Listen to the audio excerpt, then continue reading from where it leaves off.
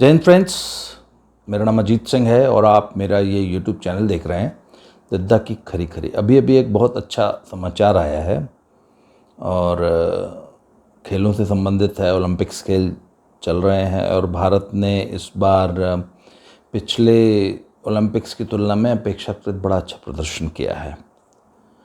तो अभी अभी प्रधानमंत्री जी के ऑफिशियल फेसबुक पेज से एक घोषणा की गई है और मैंने वहीं पढ़ी है कि आज के बाद राजीव गांधी खेल रत्न अवार्ड, जो कि भारत का सर्वोच्च अवार्ड है, जो कि भारतीय खिलाड़ियों को खेलों में अपनी परफॉर्मेंस के लिए दिया जाता है, तो इस राजीव गांधी खेल रत्न अवार्ड को आज के बाद मेजर ध्यानचंद खेल रत्न अवार्ड के नाम से जाना जाएगा। मतलब अब इसका नाम बदल दिया गया है और राजीव गांधी की जगह अब मेजर ध्यानचंद के नाम पे ये अवार्ड दिया जाएगा। देखिए, इसकी डिमांड पिछले बहुत सालों से देश के बहुत बड़े बड़े खिलाड़ियों ने की है कि आखिर देश के सर्वोच्च खेल पुरस्कार का नाम किसी एक पॉलिटिशियन के नाम पे क्यों होना चाहिए। और इसमें राजीव गांधी के प्रति या कांग्रेस पार्टी के प्रति किसी किस्म की दुर्भावना नहीं थी खिलाड़ियों की। ये एक बड़ी जायज़ सी, बड़ी वैलिड सी मांग है कि भाई खेल पुरस्कार का नाम किसी पॉलिटिशियन के नाम पे क्यों। तो ये बहुत दिनों से डिमांड चली आ रही थी और बहुत सारे खिलाड़ी इसको मांगते थे। तो आज भारत सरकार ने इस पे एक बहुत महत्वपूर्ण निर्णय लिया और आज के बाद ये राजीव गांधी खेल रत्न पुरस्कार जो है मेजर ध्यानचंद खेल रत्न पुरस्कार माना जाएगा। इसके बारे में आपको मैं थोड़ी बेसिक बातें बता दूं कि पुराने ज़माने में जो स्पोर्ट्समैन के लिए जो हाईएस्ट अवार्ड था वो अर्जुन अवार्ड हुआ करता था। तो 1991 के आसपास जो है भारत सरकार ने एक नया पुरस्कार जो है वो देने की प्लानिंग बनाई। तो उसमें उसका नाम रख दिया था राजीव गांधी खेल रत्न पुरस्कार।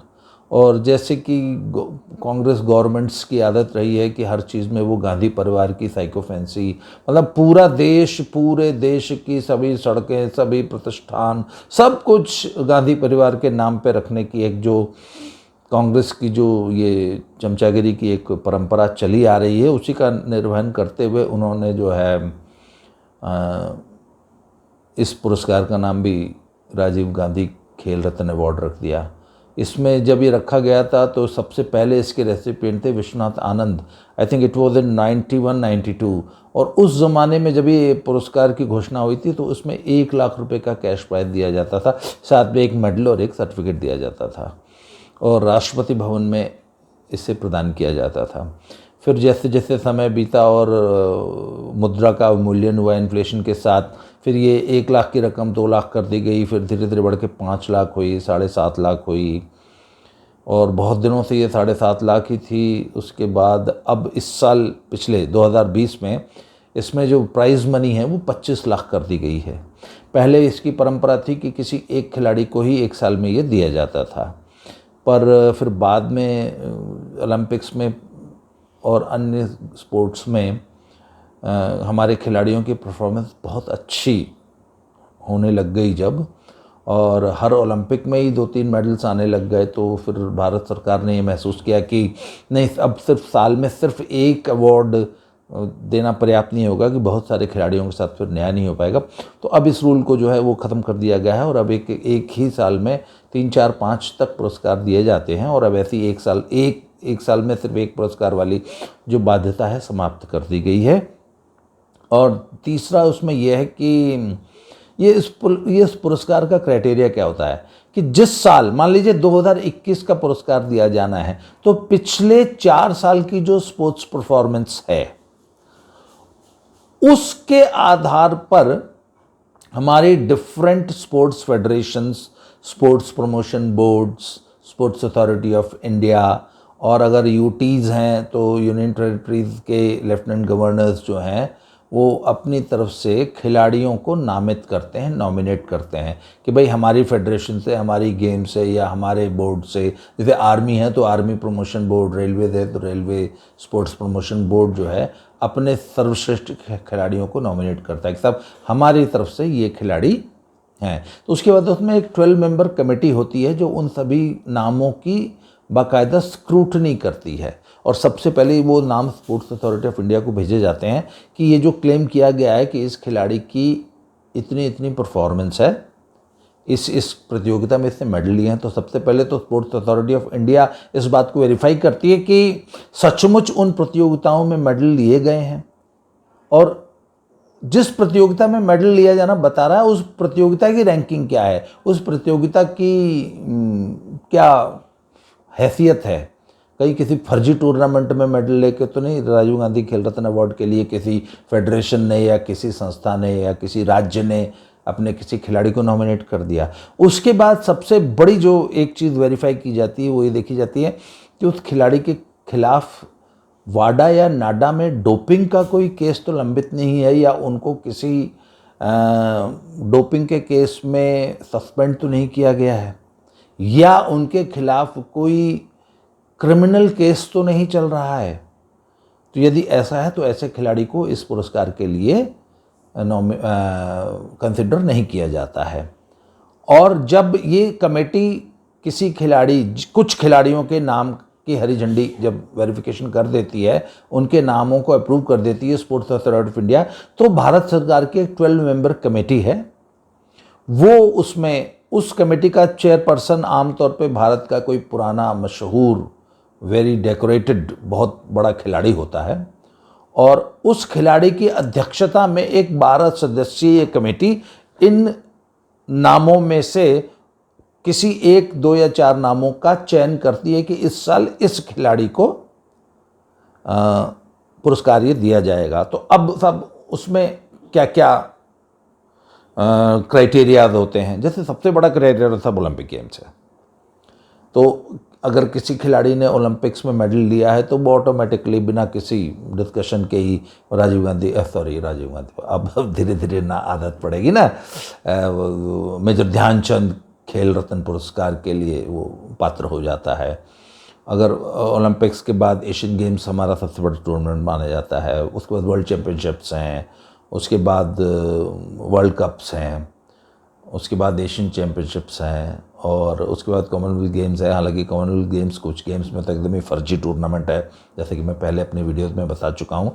तो इस तरह करते करते जो है तो खिलाड़ियों का चयन होता है। अब ऐसे खिलाड़ी जिनका ओलंपिक्स में पार्टिसिपेशन ही नहीं है, ऐसे गेम्स, फॉर एग्जाम्पल पर्वतारोहण भी एक स्पोर्ट है सब।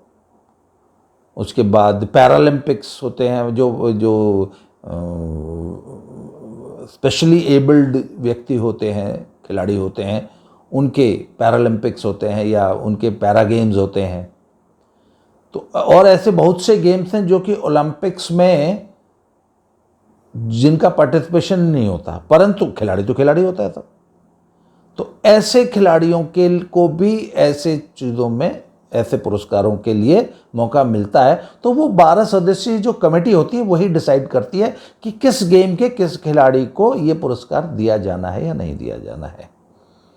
तो साहब ये हमारे देश का सबसे प्रतिष्ठित पुरस्कार है और अब तक इसको पता नहीं क्या सोच के कांग्रेस सरकारों ने राजीव गांधी के नाम पे ये पुरस्कार का नाम रखा हुआ था। इसी तरह आप देख लेंगे कि हमारे जितने बड़े स्टेडियम्स हैं, हर बड़े स्टेडियम का नाम था, आप किसी भी शहर में चले जाइए सब स्टेडियम का नाम नेहरू स्टेडियम होता है।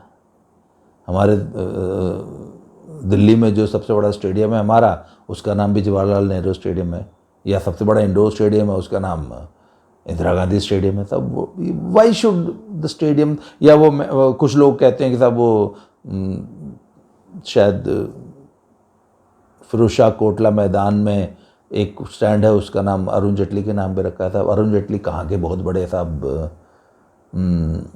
क्रिकेट प्लेयर थे जो उनके नाम पे स्टैंड रख दिया गया है। He was a sports administrator, no doubt about it, पर उनके नाम पे क्या हुआ, एक से एक हमारे क्रिकेट खिलाड़ी हुए हैं दिल्ली के ही, उनके नाम पे वो क्रिकेट स्टैंड का नाम रखा जाना चाहिए था। तो देर आए दुरुस्त आए था, भारत सरकार ने कम से कम अब 2021 में पब्लिक सेंटिमेंट का ध्यान रखते हुए और हमारे खिलाड़ियों की भावना को ध्यान रखते हुए और हमारे पूर्व में जो महान खिलाड़ी देश के हुए हैं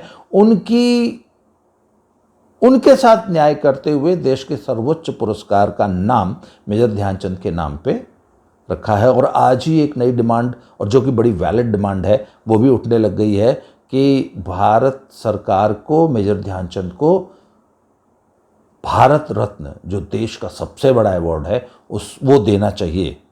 और I think he is the most deserving sports person जिनको कि वो पुरस्कार दिया जाना चाहिए था। हालांकि सचिन तेंदुलकर को दे दिया गया, और Sachin Tendulkar is a cricketer, ठीक है, वो ज़्यादा पॉपुलर गेम है, पर उसको ये ध्यान रखिए कि देश के चुनिंदा 8-10 कंट्रीज़ ही खेलते हैं, जिसमें से 4-6-8 कंट्रीज़ का ही बहुत अच्छा स्टैंडर्ड है, बाकी तो नौसिखिया टीमें हैं। तो क्रिकेट जैसे मतलब नॉन ओलंपिक स्पोर्ट्स के खिलाड़ी को आपने भारत रत्न दे दिया, और हॉकी जैसे खेल ओलंपिक स्पोर्ट्स जो कि फर्स्ट ओलंपिक्स से लेकर आज तक जो है ओलंपिक्स में है, उतने बड़े खिलाड़ी को आपने नहीं दिया।